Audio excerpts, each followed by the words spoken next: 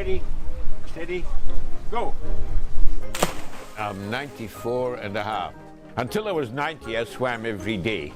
But at the moment, doing it 3 times a week. But I've got to get fit for next April. End of March is the state championships, and April, the national championships in Melbourne. Peter Couttie trains at his local pool in Portland in the west of Victoria. I can hardly read the bloody thing. 5, 6, 7 medals. Yeah.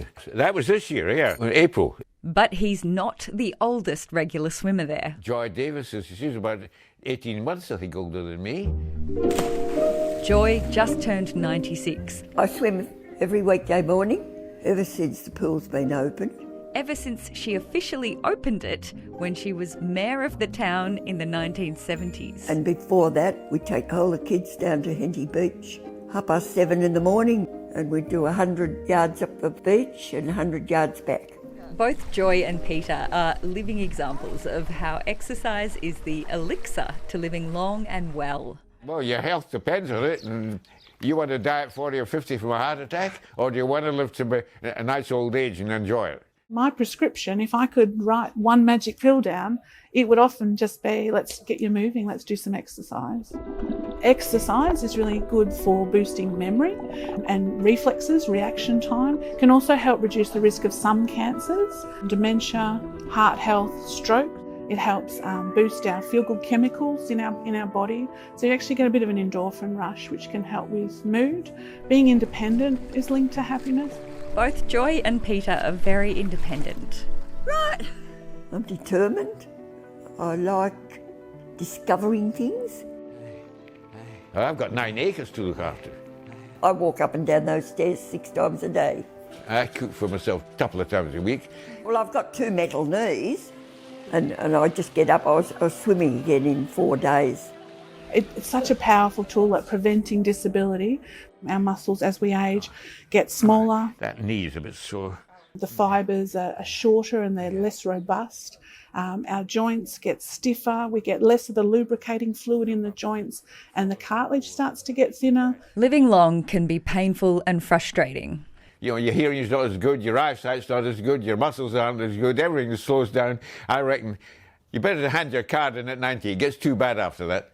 But ageing begins well before all of that. I guess as soon as you can start seeing wrinkles and grey hair on the inside, there's changes related to ageing as well. So, 30 to 40, we're starting to get age-related changes on the inside of our bodies. And the advice is to get moving when those grey hairs appear. Middle life is a really key time to get something going if you're not already.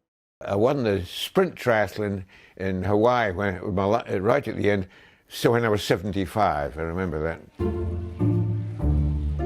Well, getting older, it's 25% is genetics, 75% is lifestyle. So what we eat, what we drink, how much we prioritise sleep, movement, social interaction, challenging our brains to keep learning.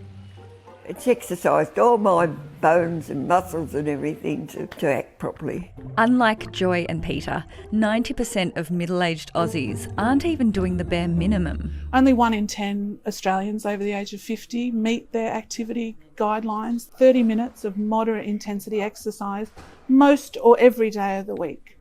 These two say that once you form the healthy habit, it's no longer a chore. No, I find when I get into the water, it's lovely. I can just sort of relax and swim away and keep on going. I just love the water sliding over my shoulders and splashing, and you just feel so free. And the advice for beginners? Just do it. I have advice that you go to the pool each morning and you jump in and you do a couple of laps the first morning, and if you get puffed, do 4 laps the following morning.